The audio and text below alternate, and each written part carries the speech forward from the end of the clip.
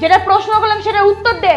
কিছু না মা, খেলতে খেলতে পড়ে গিয়েছিলাম, তাই জন্য মনে হয়। অত বড় ধাড়ি মেয়ের খেলা কিসের? যা তাড়াতাড়ি মুখ হাত পাটা ধুয়ে নে, আমি এখনই রুটি করে খেতে দিচ্ছি।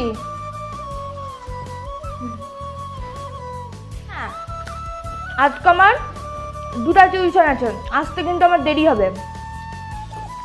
ঠিক আছে, সাবধানে যা। আমি যাওয়ার সময় নিতে যাব, এখন একাই চলে যা। ঠিক আছে বাবা, আসছি। মা আসছি, টাটা। বাবা টাটা।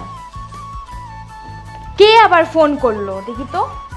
হ্যালো, আপনার মেয়ে পড়তে গিয়েছিল যে, সেখানে আপনার মেয়েকে কিছু লোফাঙ্গার ছেলে মিলে ধর্ষণ করে খুন করেছে।